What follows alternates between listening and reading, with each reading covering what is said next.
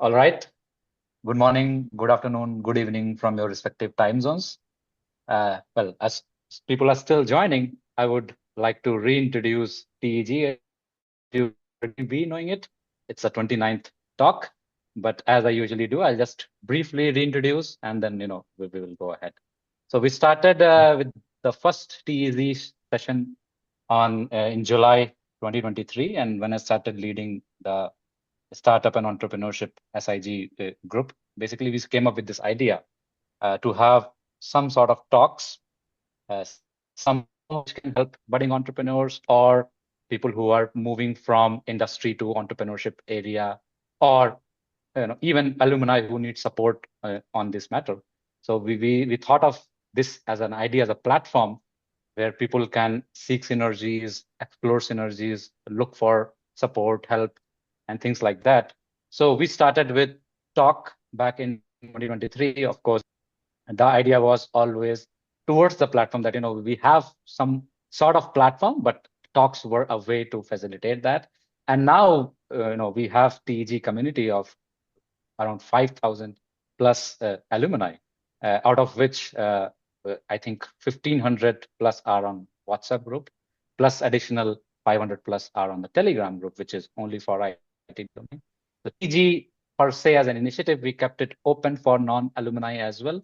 So a lot of non-ITB alumni also take the benefit of it, and happy to involve and explore synergies with ITB alumni and otherwise. And so is from the speakers, and we have kept it open for non-ITB speakers as well. And as I mentioned, is supporting budding entrepreneurs, people who would like to move towards entrepreneurship, or support anyone at any age. I'm not saying age per se as young as in terms of age, but at any age, anyone who would like to move towards entrepreneurship and looking for certain support is the platform all about. Now, as far as the entrepreneurship Gyan per se, Gyan is considered, so it has been always kind of a very thoughtful perspective to whom to bring as a speaker, because who is kind of the person who should be giving the Gyan. Of course, there are a lot of people in the entrepreneurship space who can come and talk about this and that happening in startup world. But then, we have always been very selective about who kind of person to give Gyan. And I'm 100% sure that we have one such individual with us. And I'm saying it because when I talk to people, they say that, in the past, Bharat has been speaker and Kamal has been speaker. I mean, if I join, what would I add to? But then it's not about, it's not about what you would add to per se as a topic, but your journey, individualistic journey is also very important. And so it doesn't matter if people from the same age group or same batch or same kind of area have spoken in the past. Every new talk, as Rajan and Hishi, they both have been with me in these talks for the last at least 20 talks. So each talk brings a very different perspective, brings new learnings for the people who in that particular topic or in that particular space. It's a very interesting take that we get from the speaker. So not taking more time, I'll just formally mention that Rajan is with us. Is one of our mentors, TEG mentors. He has been supporting TEG for a long time, and together we are planning for in-person event as well, November in India. And also with us is Rishikesh Satwani Hirshi. He is a very active ITB alumni as well, and he's also one of the TEG mentors and helping us. And I'll ask Rajan to formally and informally introduce Prem, because both of them are 75 batch ITB alumni, and then we'll move ahead from there. To you, Rajan. Okay. Thank you, Professor Vaibhav. As Professor Vaibhav said, good morning, good afternoon, and good evening in your respective time zones. And welcome to another session of the Entrepreneurship Gyan. Before I introduce today's featured speaker, let me set the stage with a small confession. Prem and I go back over 50 years to the hallowed corridors or more accurately, the not so hallowed hostel blocks of IIT Bombay, class of 1975, or as we prefer to call ourselves, the class of 75, the GOAT batch. I know we, I know each and every one of the batch claims that title, but in our case, we definitely do have the receipts. Now, Prem lived in Hostel 5, and I was next door in Hostel 4. For those of you who don't know what that means, these were adjacent buildings separated by little more than a few feet of grassy land and a lot of mutual suspicion. And during exam weeks, when the stress of and circuit theory reached a boiling point, we had our own uniquely IIT way of coping. Forget meditation, forget deep breathing. We would lean out of our hostel windows and engage in full-throated shouting matches. Hostel 4 versus Hostel 5, trading creative insults across the courtyard at volume. It was deeply cathartic, completely pointless, and looking back, probably our first real exercise in voice communication technology. Little did I know that the fellow rolling back at me from the Hostel 5 would go on to spend the next 4 decades building an entire career around voice, communications, and making machines talk to humans more intelligently than we ever talked to each other. I know colloquially we used to call them Bali competitions, but I know, and many of you would know about this. But let me tell you about the remarkable journey that followed those hostile shouting matches. After graduating from IIT Bombay, Prem earned his PhD in engineering and computer science from the University of Texas at Austin, and then joined none other than Bell Labs, the birthplace of the transistor and modern telecommunications. From there, his career reads like a masterclass in how to spot technological inflection points and build companies around them. His very first startup was streaming full motion video over local area networks back in the early days, years before YouTube was even a twinkle in anyone's eye. At Novell, he led the development of SAPI, the original TSAPI, that is, the original open computer telephony integration platform that became a technology for the contact center industry. Then came the chapter that truly defined his entrepreneurial legacy. In 1998, Prem founded Telera, which disrupted the IVR industry by building a next generation voice platform on open standards. Telera was acquired by Alcatel in 2002, and its technology under Genesis turned to become a market leader globally. Not one to rest, Prem co-founded Transera in 2004, pioneering what we now know as contact center as a service. Transera was acquired by Broadsoft in 2016, and when Cisco acquired Broadsoft the very next year, it was Prem's creation, Cisco its official entry into the cloud contact center market. So the next time you call a customer service line and the experience doesn't make you want to throw your phone out the window, you might have Prem to thank for that. Today, Prem continues to shape the future of AI-driven enterprises as a board member and advisor to several innovative companies, including Minerva CQ, DV Sum, API Viz, and Exato.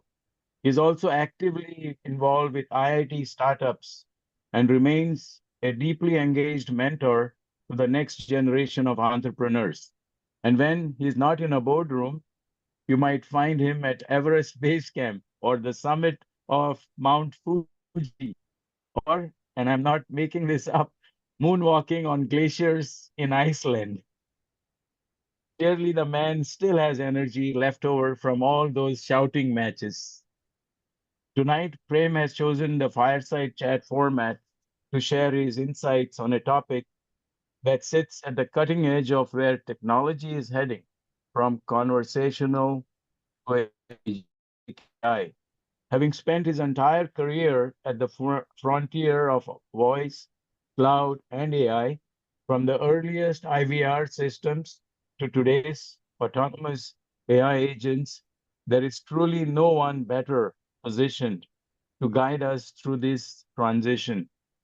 Ladies and gentlemen, please join me in giving a very warm TG welcome to my batchmate, my former hostel scouting adversary, and a truly prolific entrepreneur, Dr. Prem Uppaluru. From that, I hand it over back to you, Vaibhav. Sure. Thanks a lot, Rajan. Uh, Prem, so before starting with the Q&A, maybe you would like to share some points and then we start. Yeah. Now, first of all, thank you for giving me this opportunity to address IIT alumni. I don't know if I would be able to impart any Gyan. However, it's always a pleasure to talk to people from IIT, for which we all have a candle in our hearts. And so I'm very pleased to be here. And Rajan, thanks so much for that warm introduction. And I look forward to having a very productive conversation today. Okay. Thank you. Welcome, Prem. So, of course, you have seen the evolution from IVR system to cloud contacts. Of course, now AI agents and agentic AI. So the first question would be, what were the key inflection points that shaped this journey, or that you would like to share with the audience here? Yeah, that probably is a good start. When I joined Bell Labs, it was very much a voice-centric company. However, the idea of computers having a significant impact on communications was well recognized by that time, and the two fields will collide and merge and disrupt many things in the future, and that was obvious at the time. And so I have actually been fortunate to be at that intersection of voice telecommunications and computer and software. And as you mentioned, Vaibhav, while I was at Novell, there was a standard called TCAPI, which was one of the very first ways of formalizing that marriage between communications and computers, which frankly allowed a lot of development later on in terms of applications as opposed to simply communications. So the whole idea of communication applications started with that integration between computers and communications. Voice is a very interesting phenomena in the sense that it is the most natural way in which human beings communicate. We don't even think about it. Like this conversation that we are having right now, we are not thinking through what is my next word. It comes naturally. The thoughts form in your head and you are able to communicate. So I have always felt that voice is a very natural way in which to express not only the emotions, but anything that one human being wants to express to another human being. Voice is a natural interface. But unfortunately, in the world of computers, very difficult to manage in the beginning. 30, 40 years ago, it was not easy. There was not enough compute cycles, not enough understanding about voice to allow applications to interact directly with human beings. So we invented a whole bunch of user interfaces in order for the human being to interact with applications and get what they want out of it. It started with text, which was the original way in which humans interacted with computers. Then, now, if I were to kind of fast forward, almost every application that you deal with on your iPhone, you can interact with it with voice. So that's a huge change, and that change was visible to some of us who came from Bell Labs or earlier technology firms that were trying to merge the world of communications and computing. And that led me to the world of voice and IVR, which ended up being my first startup. So the origins were in the labs where I worked with voice as well as telephony, as it used to be called, and computers. And that naturally led to my attraction towards making voice into a conversational interface for human beings to interact with applications. That's excellent. So you talked about some of you at IBM and other places gotten this early insight. So for a lot of founders out here, how can they identify and act on such a major technology transition early on? Whatever it is, voice, cloud, AI, how do you separate noise from that signal? Yeah. So in my career and in the last 40 plus years, there have been several technology transformations that we have witnessed. And in the world of computing, if you see from the mainframe to minis to PCs to the internet and mobile, these have all happened in the last 40 plus years. There is no magic way which one can sort of say which technology is going to succeed and which technologies are just flashes in the pan. But generally speaking, things that fundamentally change the way humans interact with each other and interact with software applications that allow them to do things that they could not otherwise do, those are the technologies that matter. It all comes back to human centricity, right? The technologies that allow human beings to be more productive, human beings to be able to connect with other human beings. So I've always looked at it as, does the technology have an impact on our own way of living, our own way of entertaining ourselves, in business? So those are the technologies that, generally speaking, tend to survive and have lasting impact. Great.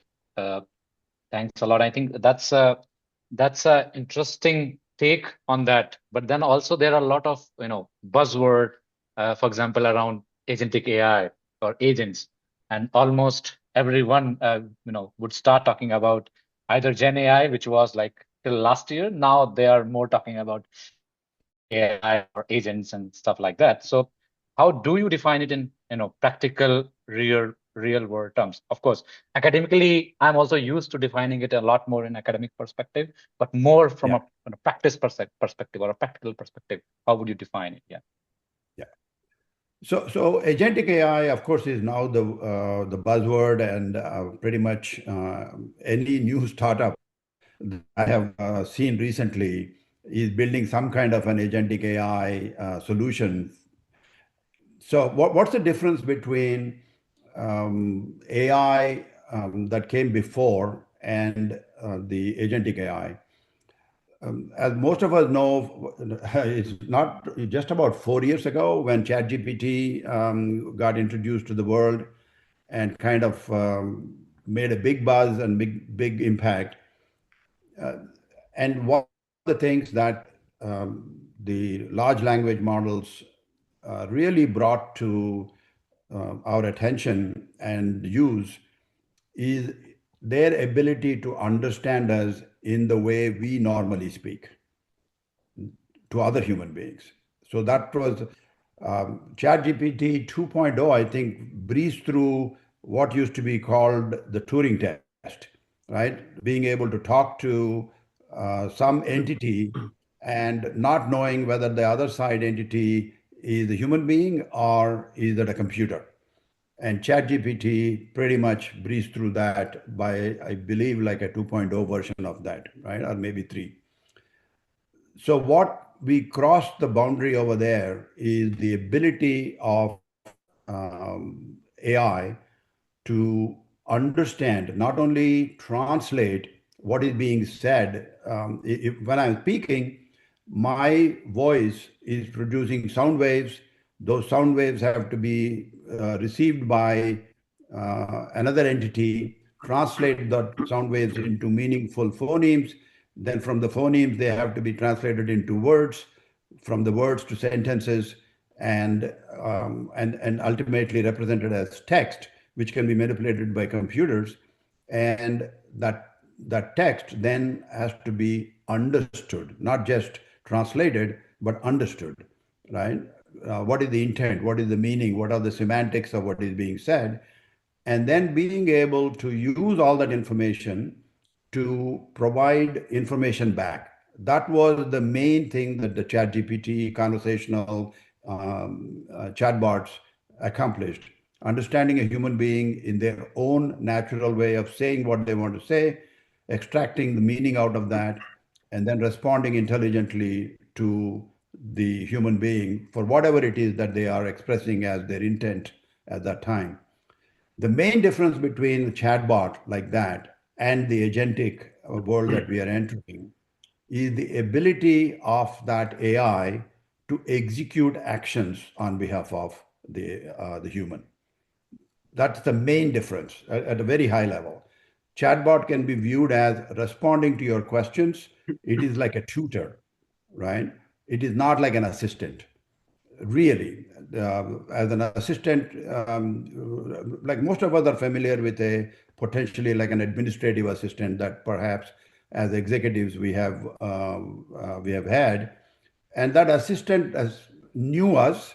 They knew who you are, your preferences, and your way of doing things, and executed tasks on your behalf that were administrative so that you could focus on your main business of conducting sales, marketing, product development, whatever is the job that one had. An assistant allowed you to get those tasks, administrative tasks, taken care of by an assistant.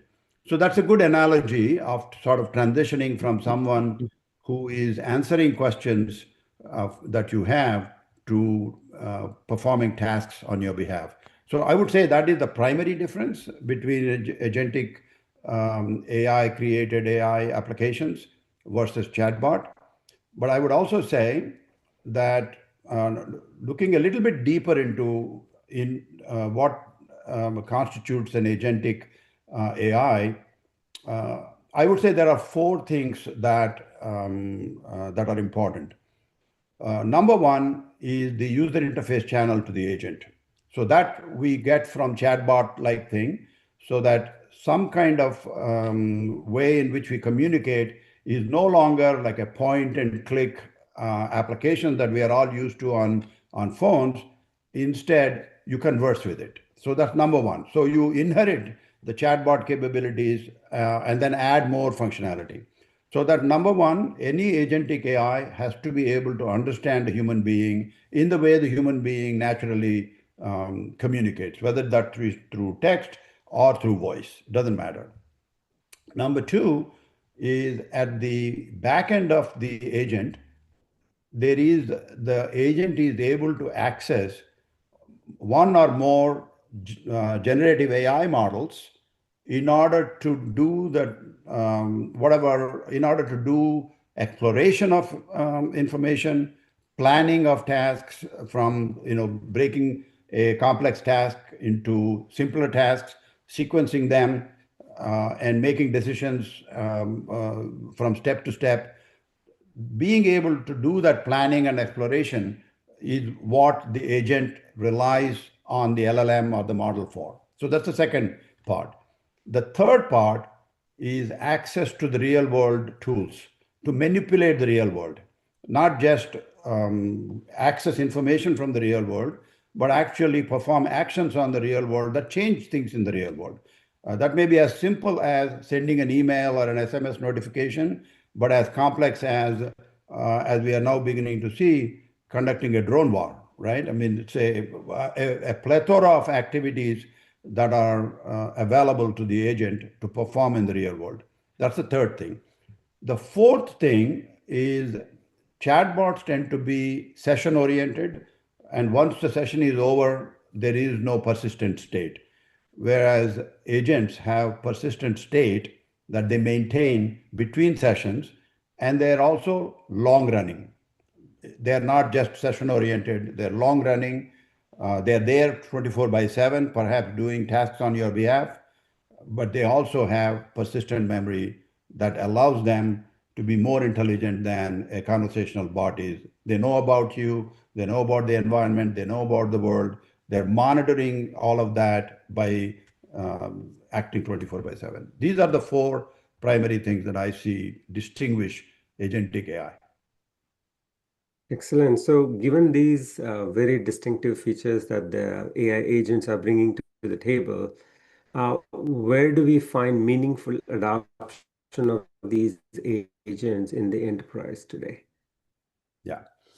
So I would broadly categorize the applications into either consumer facing or enterprise facing or business facing, right? So B2B versus B2C. That is the generic way in which most technology gets used. So let's talk briefly about B2C and we'll go to B2B. Interestingly, in the last 20 years, in the past, starting from mainframe computing, new technology used to find home first in business, and then once it has proven itself in the business, it would scale, become cost effective enough to be available to the consumer, right? For a long time, that was the paradigm. This paradigm shifted with the PC to some degree, but mostly with the internet. Internet fundamentally changed the technology paradigm where most technology now first comes to the consumer and then the businesses scramble to take advantage of this technology because otherwise they would be left behind the expectations of the consumers, right? So AI totally became a consumer-driven thing with the chatbot, right? I mean, I just heard the number. OpenAI probably has like 900 million users now, right? That's a kind of thing that Facebook got to after many years of being in existence. So on the consumer side, the agentic AI will be some sort of an agent, assistant, or a co-pilot or a coach that helps the individual perform their tasks. And we can briefly talk about a new phenomena that came in called OpenClaw, which is an agentic AI building framework, very cleverly done by a single individual. And by the way, that we should talk about that as well, that this new AI allows a single individual to create something of value for millions and perhaps even billions of people, which is a great opportunity that never existed before. I mean, you needed teams and you needed investment, you needed capital before you could bring some value to the people out there.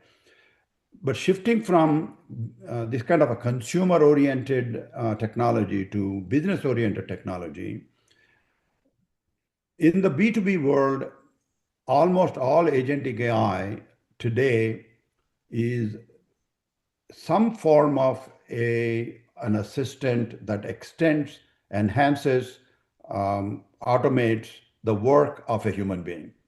Some human being somewhere in the cogs of the world of the business, right? That could be a salesperson.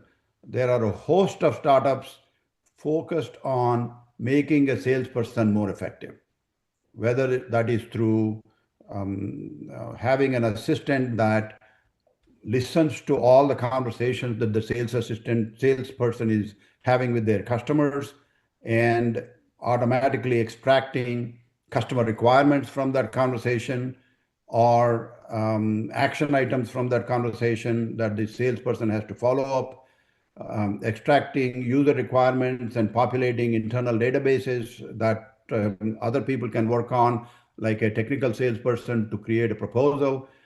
Many such activities are being done by agentic AI, often being developed and marketed by new startups. So finding a user and building an agentic AI that makes a user more productive in their own work is the first wave of agentic AI, the world of business. Be that sales, be that a product manager, be that a engineer, be that a finance person, or a lawyer or an accountant, doesn't matter. You have to choose a user, make that user more productive with an agentic AI. Great. And of course, you have built several startups, and a lot of our participants here are building now or planning to build one in the near future. So if you were building a startup today, considering what you have just mentioned about agents and agentic AI, so how would you design products differently in an AI agent first word or AI enabled first word, basically? Yeah. So I will comment on it in two ways. One is there are certain things that in terms of startup world. These are what I view them as first principles for startups. And then there are things that are very particular and specific and unique for the world of AI. So let me just make a comment on the first principles of being successful in startups. But I'll caution and say that no one really knows the sufficiency conditions for success. We all know the necessary conditions for success. I mean, those of us who have been to IIT, we know the difference between necessary conditions and sufficient conditions, right? So as necessary conditions, any business has three pillars. The first pillar is the market. The second pillar is product. The third pillar is how do you take the product to the market, often called go to market. So these are the three pillars of any business, and these three pillars matter a lot to entrepreneurs and startup businesses. So on the market side, the two main things that a startup has to figure out is an urgent unmet market need. This is very important in terms of distinguish between unmet market need versus an urgent market need. Unmet market needs always exist, and most of the time in the world of business, existing incumbent vendors to those businesses are always thinking about unmet needs because they are constantly talking to the customer and they know what are as yet unmet needs of that customer. But every once in a while, what happens is in the world of business, which is continuously changing, the customer environment changes in some fashion. Like, for example, when web arrived, many retailers had to fundamentally change the way they sold their products, not just from a retail store, but from an online e-commerce site. That change was kind of forced on all retailers. That sort of external, exogenous change is what creates value opportunities for startups. And that's what creates that urgency, not just the unmet part. It, of course, is necessary, but the urgency has to be created for a startup to succeed. So I often advise the entrepreneurs that not only do you have to identify an unmet market need, but you have to identify urgency that raises the priority of what it is that need above other needs that enterprises have, because enterprises have limited budget and they have to have priorities to assign where they are going to invest their budget, right? So this to me is the number one. Number two is on the value proposition. The value proposition of a startup has to be differentiated and superior. Because in the world of business, any unmet need has a workaround or a working solution. Because you cannot have an unmet need and continue doing business. So most businesses figure out some kind of a workaround, some kind of a working solution to address that need. So whatever value proposition that one comes up with has to be at once superior to what they already have and differentiated against the competition that is also going to provide alternatives to that solution. So these are the two things that a startup entrepreneur has to think through. The urgency of the need, as well as the differentiated superiority of their own solution, their own value proposition. And the final thing is, once you figured out those two things, you have to figure out how to take your value proposition to the customers who have the need for which you have created the value proposition, which is the go-to-market. And the go-to-market has to have two factors: efficiency, because that creates profitability. For the efficiency means your cost of delivering the solution has to be less than the price you can charge for it, and the price that the customer is willing to pay for it has to deliver them the benefit in excess of the cost for the customer. So that's how the go-to-market works, and that is how the efficiency happens. And the other part is the scalability. It is not enough to go to one customer and be successful. You have to have an approach that once you're successful with one customer, you know how to get to 10. And once you have 10 customers, how to get to 100. That is the scalability factor.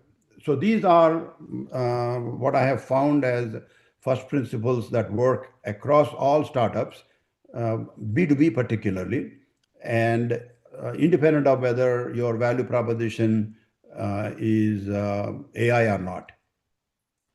Now, shifting attention to specifically to AI startups,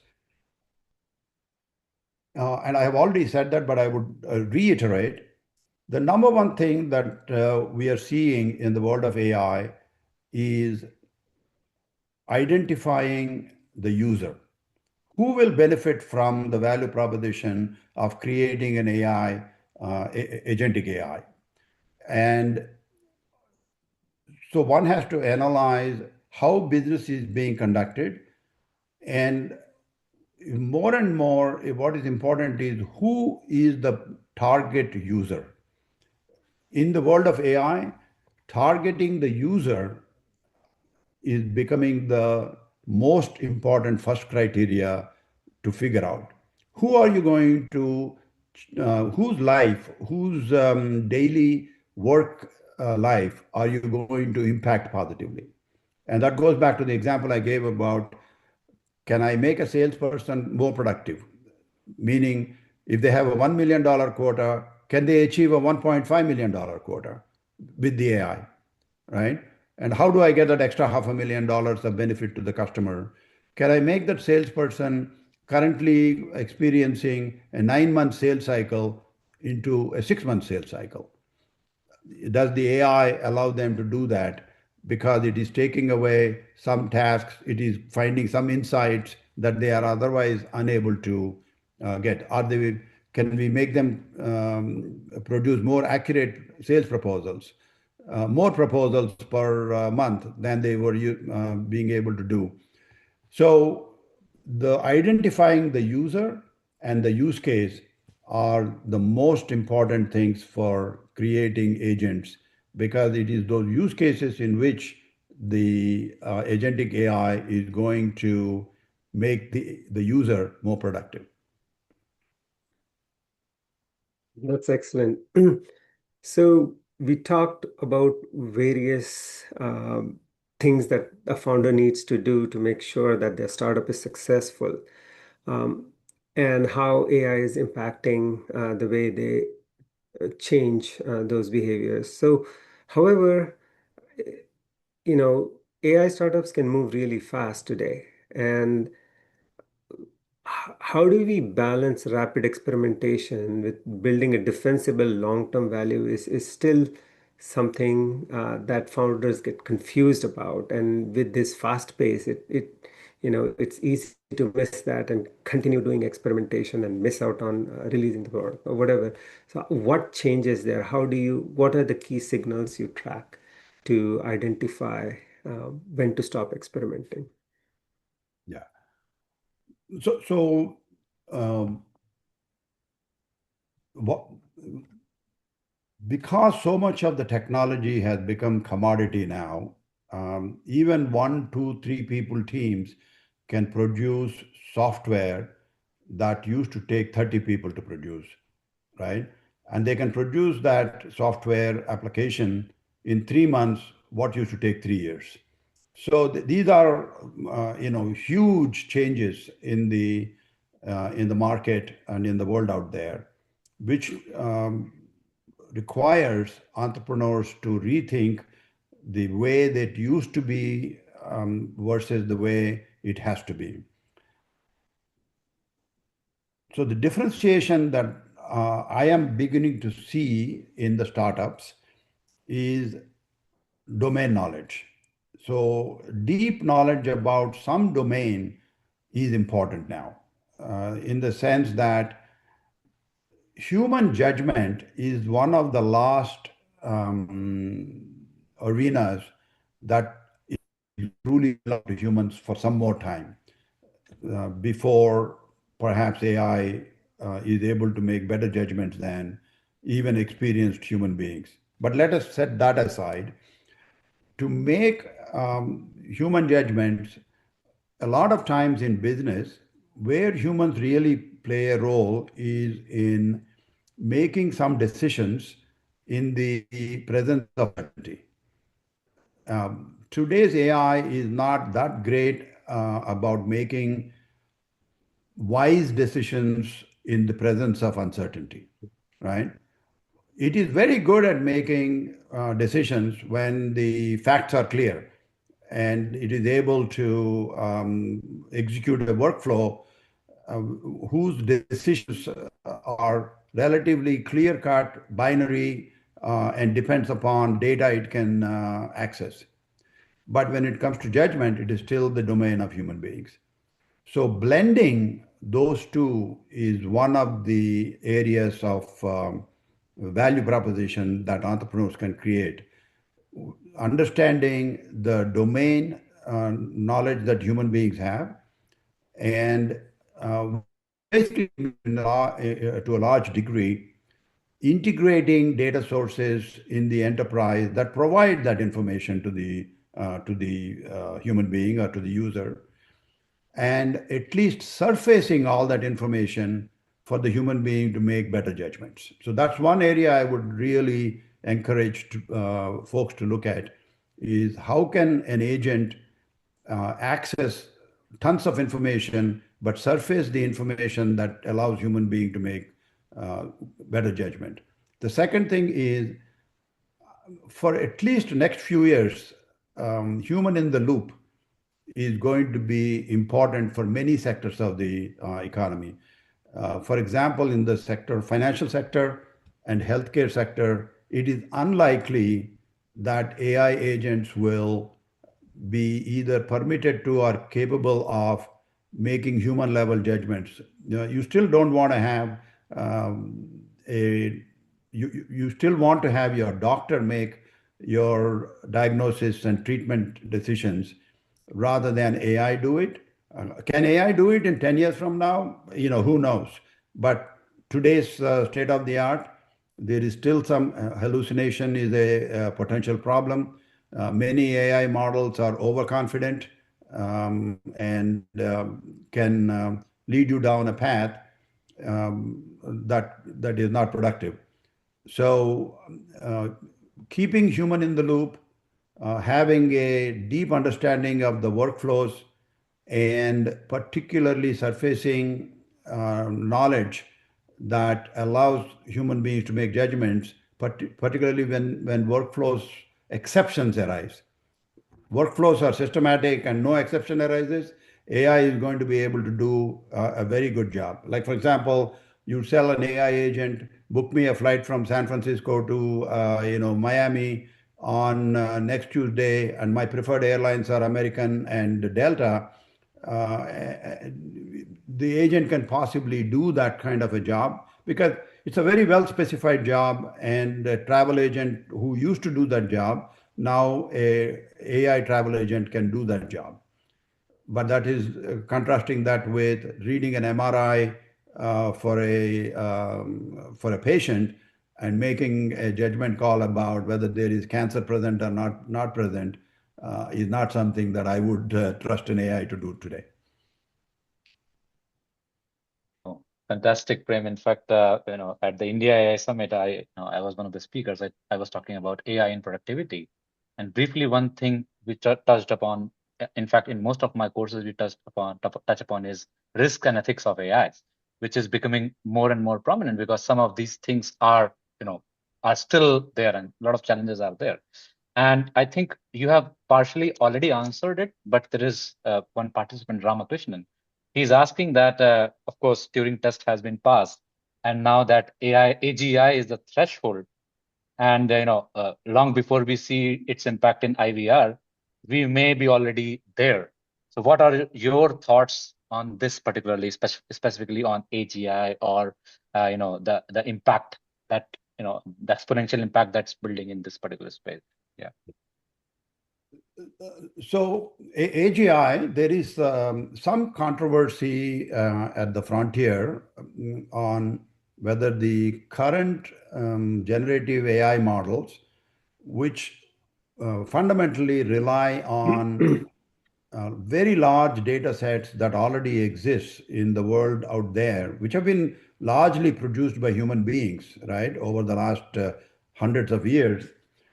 The large language models are able to leverage all that information and extract useful insights out of that information and provide answers to questions that humans have. We are doing a very good job of that, and that is kind of like where Turing test was really geared towards. But to get to AGI, there are people who have doubled down on large language models, believe that there is a meta knowledge that is accumulating out of the concrete knowledge that the agentic AI is being trained on, and that is sufficient to get to AGI. So that's one school of thought. And this school of thought, obviously people who have sunk billions and billions of dollars into that, like OpenAI and Gemini and so on, believe that.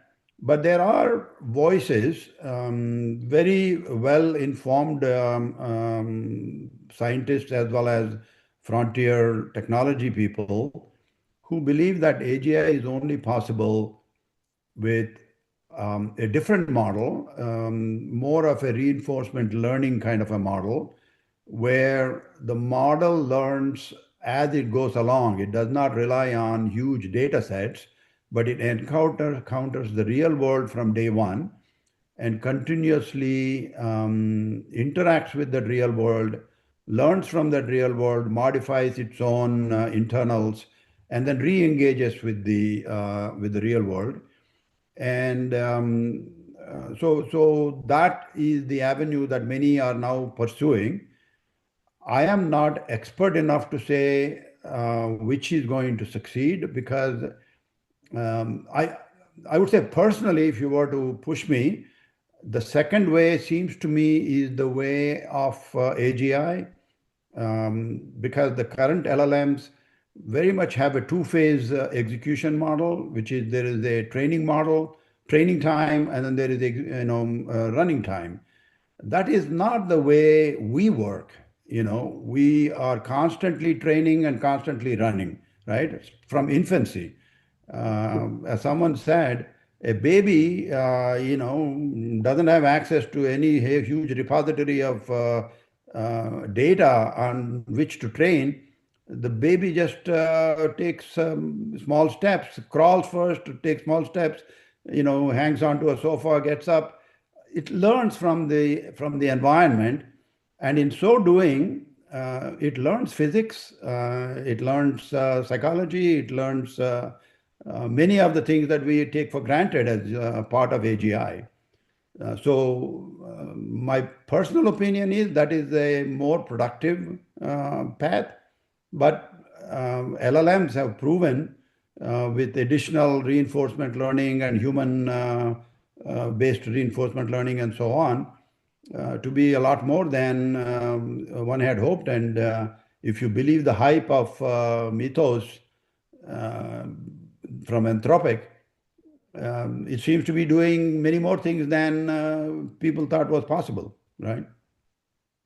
So this is a wait and watch part. Okay, great. Rishi. So founders have always made a lot of mistakes, and even though their technology is strong, market is strong, many of their own mistakes will kill the startups. How do you see this evolving in the AI space? What are the common mistakes founders are making? I don't think I have seen enough sampling to kind of say where people are failing yet. I mean, like any kind of a pattern for failure. But many people, one way to fail, I will say very clearly, is to try to market a platform. There is a tendency on the part of particularly technologically capable entrepreneurs to create platforms before thinking about solutions. So I have a favorite maxim, build platforms, market products, sell solutions. Ultimately, customers never buy platforms. Customers buy solutions to the problems that they have, right? But as technologists and architects, we should definitely create platforms in terms of building so that they are flexible, they anticipate future adaptations, and all that. Those first principles, yes, architect the platform, build a platform. But that's not what you go to market with. You go to market with solutions that customers want to buy. And the in between the solution and the platform is the product. Product is nothing but a set of capabilities that the platform can do, customized to a use case that many customers have. That's my definition of a product. And so the genius of an entrepreneur is to conceive a urgent unmet market need and come up with a value proposition on which they build a platform, but conceive a bunch of use cases that are scalable and package a set of capabilities built on top of the platform that address that use case, and then go to market with that use case and scale it efficiently across users who share the same use case. And kind of like a simple way of thinking about it. If you do those things, again, these are necessary conditions, not sufficient. At least you won't make rookie mistakes if you do this. Great. There is a question from Devdutt Shah, a good friend from Toronto, also an ITB alumni. And his question is very specific. And he's asking, how do you see brain implanted chips interfacing with AI agents? Is this already happening? That is his first question. And then follow up, of course, and part of that is, will this complement or reduce the role of text and voice interface? Or will this be a somewhat trivial technology evolution? This is a very specific question. I do not claim to be an expert in neural technology. There is, of course, Elon Musk's Neuralink, the most probably well-known experimentation of implantation of chips directly interacting with the central nervous system. And like with every technological promise, there is a huge potential benefit and a huge potential downside, right? When you start having silicon integrated with central nervous system, it calls into question of being a human. Where does the human start, and where does the robot, end? So my own thing is that we are of course used to having enhanced technological enhancements implanted. Without pacemakers, many people will be dead, right? So I'm clearly not a Luddite in terms of saying that having implantations is not good. Prosthetic, limbs help a lot of people, and all of that is good. But it's the downside is also unknown and unpredictable at this time. So I will not claim any huge insight other than caution. Okay. My guess is that probably he is either on the board of one of those startups or planning to invest or something like that. Yeah, that could be a possibility. Yeah, or a random question came out of reading and writing. Yeah. But anyways, Rishi, are you there? Yeah. Yeah. Maybe So we I'm have not, time for 2 questions. Maybe you can take one. Yeah. yeah, I'm not sure if this is a question from Kamlesh. He says, today AI across the world is looked up as panacea for all problems that exist. And even big companies are brainwashing users to believe that. And I'm sure there's a lot of news that big companies are laying off. What do you think about that? Yeah. I think it is a real problem with respect to AI. In my spare time, I do follow a lot of podcasts and articles about the impact of AI on the economy in general going forward. And I try to understand from both the boosters, the promoters of the technology, who are painting a utopia that we have never seen before of material abundance because of AI. And I also follow people who are very afraid of the world that we are entering. In simple terms, from an economic perspective, if AI in some form, 5 years from now, 10 years from now, is capable of doing most of the work human beings currently do as a replacement, not as an enhancement, what do human beings do? That means in the capitalist system, if the labor is absent, then that means income is absent for most households. If income is absent for most households, they cannot afford to buy anything. And if they cannot buy anything, what is the AI producing for? So it's a very difficult question to answer. Many people are looking at this as a depending upon their own biases and their own interest.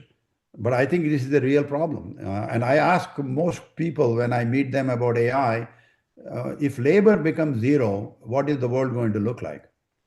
Is it universal basic income? Is it, do we all get sovereign wealth funds in which we participate as capitalists? Many scenarios are possible, but I'm not an economist, so I won't make predictions. I I'm think just that's where learning. your philosophy degree is coming to picture, where you're talking more of the philosophical question towards the end. But Yes. by the way, it's time to end. Just one final question again from Rajnar, very active ITBA alumni. Of course, he's asking about word model development. Where we stand on word model development, and what are your thoughts about this, and maybe also the future of agentic AI or AI in general. Yeah. Yeah, I briefly alluded to that. World model is in the second category of AGI development, where the fundamental assumption or the thesis is agentic or AI has to have a world model from the beginning, and that world model is like a in-between state from between data sets from which the agent or the AI is experiencing the real world, and it is beginning to show itself in video games as one of the interesting ways, creating these world models that you can interact with. I think soon, to some degree, we don't know, and clearly in the art of war, I believe drones and things of that nature are beginning to have world models, but you don't hear as much about it because of the nature of that business. But I do believe that world models is a very productive frontier research right now, and it could lead to AGI more so than LLMs. Yeah. Thanks a lot, Prem, for your time and for a fantastic talk. I already see that everyone already enjoyed it. And of course, the recording and everything will be available for others to see. Just one question is, usually after the talks, people would like to connect to you. Is it good to share your LinkedIn profile in case they would like to connect to you? Yeah. It's all right, right? Yeah. Yeah. All right. Absolutely, Vaibhav. I always accept invitations on LinkedIn from IIT Bombay alumni. Yeah. Okay, great. Yeah. So, any final words, Rajan, from your end? No, thank you. It was very illuminating. Everything I think went to this. We didn't have time to take all the questions that were fielded by, I see some of my classmates. They are also on the in the audience, especially Prashant. I saw him raising his hand, and We'll try inviting them as speakers directly, and then we'll take up more questions. Yeah. Slated to be one of the speakers in the near future. Yeah. He would have asked some pointed questions to Prem, I'm sure. he's kind of in that vein. So we'll leave it at that. Thanks, Prem, and thanks everybody. Yeah. Hey, thank you guys. Thanks for this. Enjoyed it, and thank you very much for putting it together. Yeah. Thank you. Bye bye. Bye bye, everyone. Bye. Bye. See you soon.